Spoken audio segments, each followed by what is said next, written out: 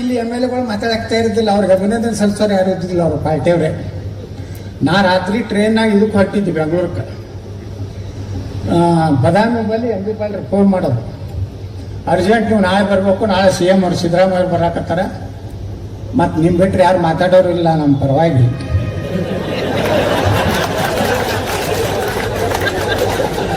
ಸತ್ಯನೇ ಅದನ್ನು ಬಗಲೆ ಹಾಕಿ ಇಲ್ಲಕ್ಕೆ ಬರ್ತದೆ ನೋಡ್ರಿ. ನಾನು ಹಣೆ ಬರ ಅಲ್ರಿ, ನಾನು ಗುಳಿದು ಗುಡ್ಡು ದಾಟಿದ್ದು ನನ್ನ ಟ್ರೇನ ಏನ್ ಕಳೆದ್ರು ನೋ ಬದಾಮಿಗೆ ಇಳಿದೆ. ನನ್ನ ಬ್ಯಾಗ್ ತೊಗೊಂಡು ಯಾರೂ ಇಲ್ಲವಾಗ, ಕತ್ಲ ಪೂರ್ತಿ ಲೈಟೇ ಇಲ್ಲ ಬದಾಮಿ ಸ್ಟೇಷನ್. ಒಬ್ಬನೇ ತೊಗೊಂಡು ಹಿಂಗೆ ಹೊಂಟೆ. ಅಲ್ಲೊಬ್ಬ ಹೋಟೆಲ್ ಮಾಲಕ್ ನಾನು ಗುರ್ತು ಹಿಡಿದು, ಏನ್ರಿ ಸಾಹೇಬ್ರ ಹಿಂಗೆ ಹೊಂಟೆ, ಏನಪ್ಪ ಅರ್ಜೆಂಟ್ ಬಿಜಾಪುರಕ್ಕೆ ಹೋಗ್ಬೇಕಾಯ್ತಾನ, ನಡ್ರಿ ಸಾಹೇಬ್ರ ನಾನು ಹೋಟೆಲ್ನಾಗ ಕುಂಡ್ರಿಸಿ ಚಾದ ಕುಡ್ಸದ ಹಾಕೋದಿ. ನಮ್ಮ ಮಂತೇಶ್ ಮಮತಾಪುರಕ್ಕೆ ಅದಾರ ನಮ್ಮ BJP ಲೀಡರ್, ಅವ್ರ ಕಾರು ಕೊಟ್ಟು ಕಳಿಸಿದ್ರು. ಅವ್ರು ಕೂತು ರಾತ್ರಿ ಬಂದು ಮುಂಜಾನೆ ಸಿದ್ದರಾಮಯ್ಯನವ್ರನ್ನ ಇವ್ರನ್ನ ಹೊಗಳು ಕೆಲಸ ಮಾಡಿರೋದು.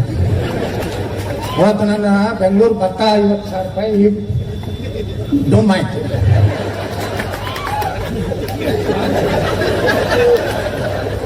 ಹಿಂಗದ ನಮ್ಮ ಬಿಜಾಪುರ ರಾಜಕೀಯ ರೀ. ಚಲೋ ಮಾಡಿದಾಗ ಚಲೋ ಆತ, ಅವ್ರ ಪಾರ್ಟಿ ಹೇಳಿದ್ಮೇಲೆ ನಾ ಹೇಳ್ಬೇಕು. ಮುಂದೆ ಅವ್ರು ಹೇಳ್ತಾರ ಸಿದ್ದರಾಮಯ್ಯ ಏಜೆಂಟ್ ಅಂತ ಅವ್ರು ಹತ್ತಾರ. ಅದಕ್ಕೆ ನಾ ಯಾರ ಏಜೆಂಟು ಅಲ್ಲ, ಯಾರ್ದು ದಲಾಲ್ ಅಲ್ಲ. ದಲಾಲ್ ಆಗಿದ್ದೆ ಅಂದ್ರೆ ನಾನೇ ಕರ್ನಾಟಕ ಮುಖ್ಯಮಂತ್ರಿ ಸೆಕ್ಟರ್ ಪಟ್ರ ಎಲ್ಲ ಆಗ್ತಿದ್ರು. ಆ ದಲಾಲಿ ಕೆಲಸ ಮಾಡೋದಿಲ್ಲ. MB ಪಾಲ್ರು ಪಾಪ ಭಾಳ ಆಸೆ ಇತ್ತು, ಬಸವನಗೌಡರು ಮುಖ್ಯಮಂತ್ರಿ ಆಗುತ್ತೆ.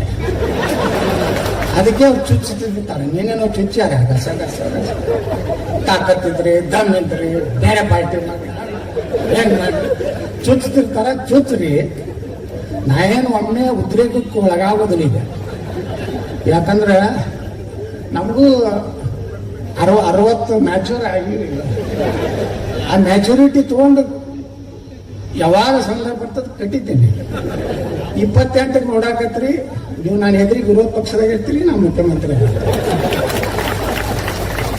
ಅವಾಗ ನೀವೇ ಸನ್ಮಾನ್ಯ ಮುಖ್ಯಮಂತ್ರಿಗಳೇ, ಅವಾಗ ಹೇಳಿ ವಿರೋಧ ಪಕ್ಷದ ನಾಯಕರೇ ನಾ.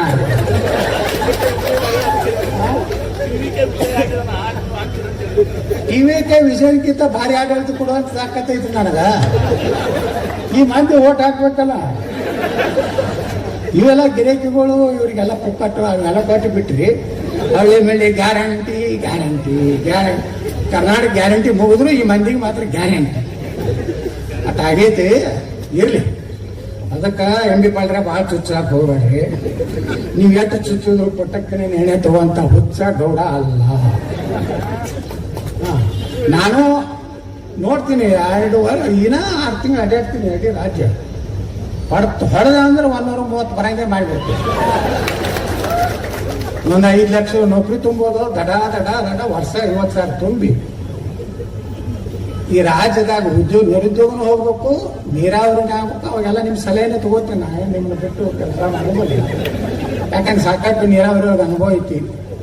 ಅದೆಲ್ಲ ಸಲಹೆ ತಗೊಂಡು ಒಟ್ಟಾರೆ ನಮ್ಮ ಉದ್ದೇಶ ಏನಪ್ಪ ಅಂದ್ರೆ, ಕಟ್ಕೊಂಡವ್ರೇನು ಅವ್ರೇನು ಬೇರೆ ಅಲ್ಲ. ಒಂದು ಕಾಲಕ್ಕೆ ನಾವು ಅವ್ರು ಕೂಡಿ ಇದ್ದವ್ರು. ಒಂದೇ ಮೋಟರ್ ಸೈಕಲ್ ಮೇಲೆ ಎಲ್ಲ ಒಬ್ಬೊಬ್ರು ಹೇಳ್ತಾರೆ, ಲೀಡ್ಗಳು ನಾವು ಸೈಕಲ್ ಮ್ಯಾಗ ಪಾರ್ಟಿ ಕಟ್ಟಿ ಮಕ್ಕಳೇ ನಾವು ನೋಡಿ ಹೆಲಿಕಾಪ್ಟರ್ನಾಗ ಅಡ್ಡಾಡ್ತೀವಿ ನಾವು. ಏನ್ರಿ ಇವರು ನಾವು ಸೈಕಲ್ ಅಡ್ಡಾಡೀವಿ. ಮೋಟರ್ ಸೈಕಲ್ ಮ್ಯಾಗ ನಮ್ದು ಅದು ಸುಜುಕಿ ಇತ್ತು. ಹೌದ್ರಾ? ಇಬ್ರು ತಗೊಂಡು ಹೋಗೋರು ಯಾವ ಹಳಿ ನಾಯಿ ಕೇಳ್ತಿದ್ದಿಲ್ಲ ಹಳ್ಯಾಗ. ಏನೋ ಪುಣ್ಯಾಕ ನೀವು ಪಾಪ ಅವ್ರು ಕಟ್ಕೊಂಡವ್ರನ್ನ ಎತ್ತಿ ಹಿಡಿದ್ರಿ, ಅದಕ್ಕೆ ನಿಮ್ಮ ಅಭಿನಂದನೆ ಸಲ್ಲಿಸಬೇಕಾಗ್ತದೆ. ನಮ್ಮಲ್ಲಿ ಗಿರಾಕಿಗಳು ಒಂದು ಫ್ಯಾಮಿಲಿಗೆ ಹೊರಕೊಟ್ಟಂಗೆ ಆಗಿತ್ತು ಕರ್ನಾಟಕ. ನಮ್ಮ ಕಟ್ಟಕೊಂಡ ನಾವು ದುಡ್ದವರು ಪಾಪ ಕಟ್ಟಕೊಂಡಾಗ ಅನ್ಯಾಯ ಮಾಡಿದ್ರು ನಮ್ಮಲ್ಲಿ. ನೋಡ್ರಿ ಅವ್ರು ಎಷ್ಟು ಚಾಲು ಇರ್ಬೇಕು.